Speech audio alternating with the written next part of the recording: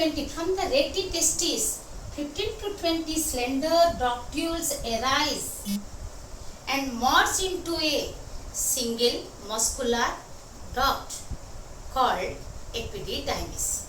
Now we will start with epididymis.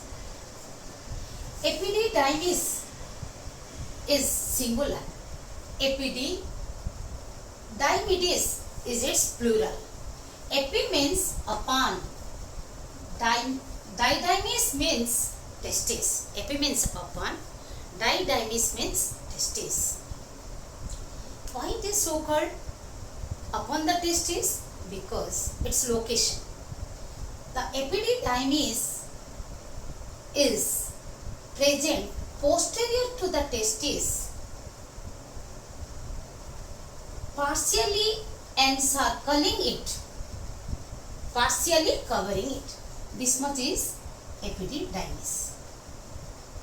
The duct of epididymis, which is produced by the union of 15 to 20 slender ductules, slender efferent ductules or vasa efferentia, is called duct of epididymis.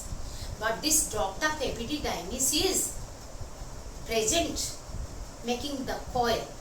It is a long 6 meter long coiled duct present being compact within the area of 4 centimeter. You imagine 6 meter long duct that is present being coiled and being compact, partially encircling the testis to its posterior part within the 4 centimeter. And it looks like, just you see, partially it covers from top and descending down towards the bottom of the testis and looks like a comma. You just imagine here, I am showing you. Suppose if it is the testis, then it is the epididymis. Each testis is partially encircled by the epididymis, and here the epididymis looks like a comma-like structure. So hence epididymis is also known as comma-shaped organ. Sometimes it is told as comma-shaped organ. But anyhow, the 6 meter long duct of epididymis is present. It is made up of the circular muscles lined with pseudostratified epithelium.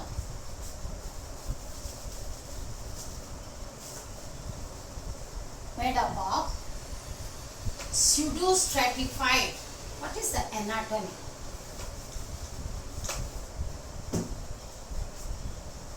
It is internally, the duct is lined by pseudostratified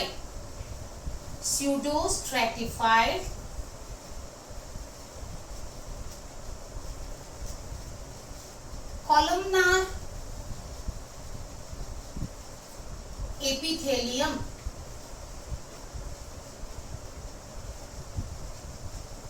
which is absorptive,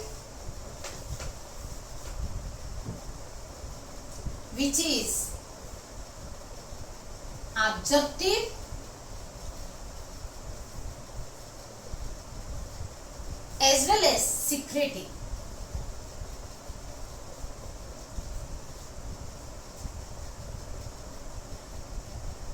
The stereocilia means I can show you here. Suppose this is the columnar epithelium with the stereocilia.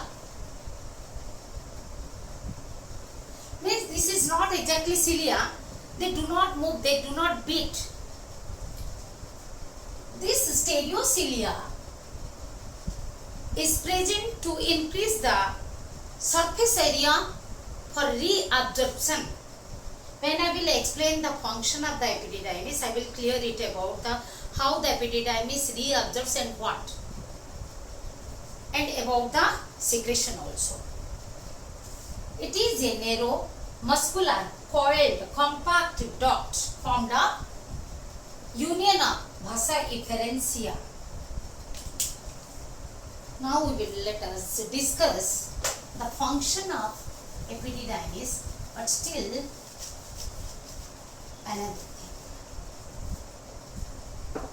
The epididymis can be distinguished into caput, corpus and cauda epididymis.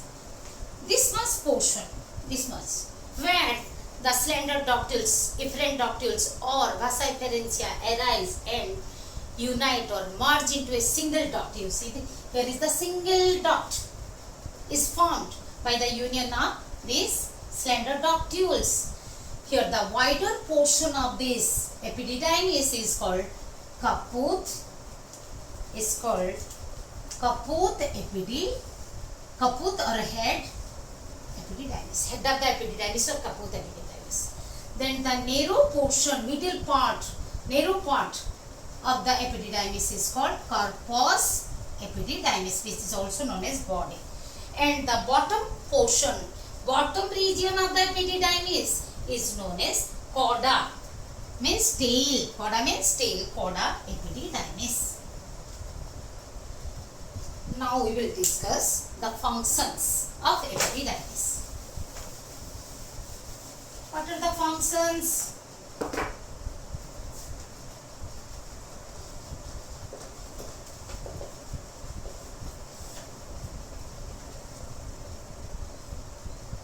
Before going to function, let us study a little more. This is the testis, this is epididymis. The testis and epididymis together is known as testicle. Testicle, that means both testis and cauda epididymis are attached to the scrotal wall by a cord of connective tissue is called gubernaculum. Just recall, already we have discussed in the scrotum. That is present inside the testicle, is present in a scrotal sac. Each testis along with its epididymis is called testicle, and testicle is attached to the scrotal wall by gubernaculum. Now come to the function. The epididymis is the site of maturation. Of the spawns. Site of maturation. Site of maturation means the spawns which are released from the testis, are they not mature? Yes, they are not mature. Only they are differentiated. They are differentiated from spermatid to the spawns, and the tail is not grown properly. The immature spawns travel from testis to epididymis. There they are stored and they attain the maturity over there. Actually, the maturation of the spawns occurs in the caput epididymis region, whereas they are stored in the cauda epididymis region. So, we can say the spawns acquire or attain the motility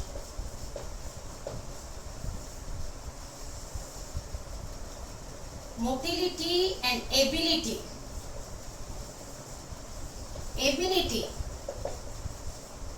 to fertilize an ovum or egg. Until up to tail is not grown up to the required length, it cannot give motion. The sperm cannot move. So the proper length of the tail is grown within the epididymis. While the spawns are stored here, they are nourished by some nutritive fluid. Or we can say the nutrition is provided by the glandular epithelium of the epididymis. So I had told you this is also secreted. During the up to what they are being stored? Up to the ejaculation. At the time of sexual arousal, the sperms are released into the vas deferens from the epididymis. But still some sperms are not ejaculated, not released into the epididymis, into the vas deferens. At that time, these sperms, the left out sperms, are reabsorbed by the epithelial lining of the epididymis. So, I explained you about how the epithelium is absorptive as well as secretive in nature. The epididymis is made up of circular muscles. It also aids or helps the sperms to move forward. It propels the sperms and the testicular fluid forward by the peristaltic movement. This is all about the function of the epididymis. Now let us go with the vas deferens.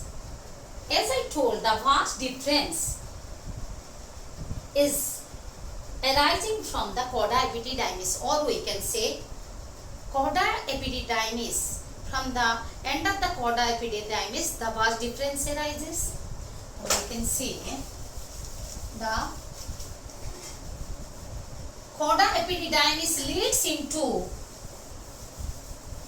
into vas deferens. Let us study now vas deferens.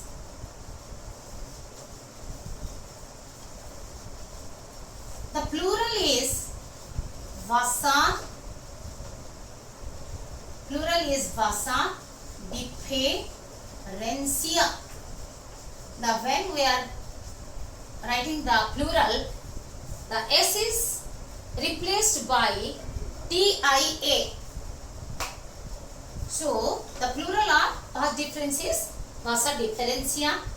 It is more wider and more thicker muscular duct in comparison to epididymis.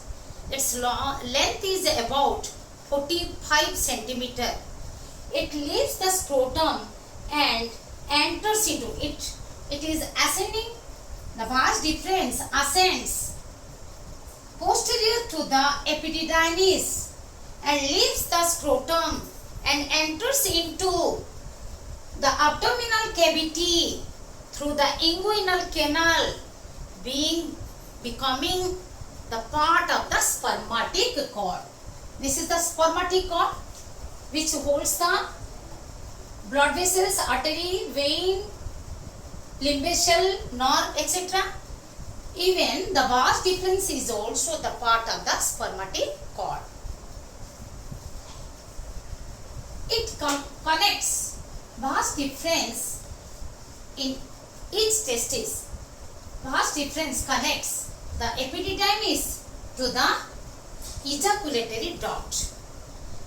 It conveys or transports the sperm along with other fluids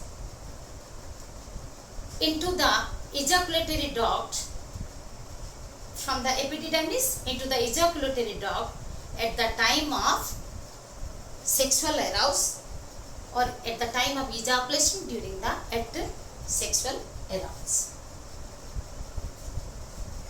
Then come to the ejaculatory duct.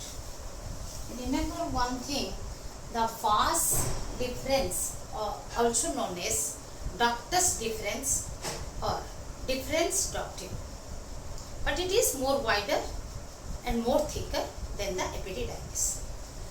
At the end, terminal region of the vas deferens, it dilates to make ampulla. It enters into the vas deferens enters into the abdominal cavity through inguinal canal.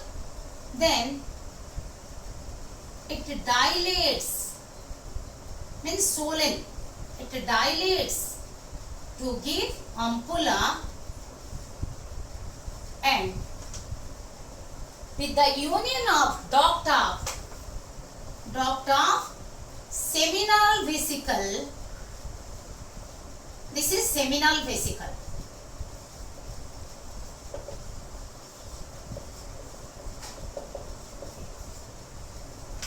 Seminal vesicle is one of the accessory reproductive gland. The duct of seminal vesicle and the ampulla of the vas deferens unite to form a duct, short duct called ejaculatory duct. What is this? Ejaculatory duct. From each side, from right and left testis, the vas deferens or the ampulla, the terminal end of the vas deferens ampulla and the duct of seminal vesicle unite to produce ejaculatory duct. Means two ducts are there, and these two, both the ducts open into the prostatic urethra. Both the right and left ejaculatory duct opens into the prostatic urethra. Prostatic urethra. Ejaculatory duct is about 2 centimeter in length. It ejects the sperms and the secretion of seminal vesicle, even the fluid which are already secreted from the epididymis into the prostatic urethra. Ejaculatory duct ejects the sperms and other secretions into the prostatic urethra. We will learn next about the urethra. Thank you.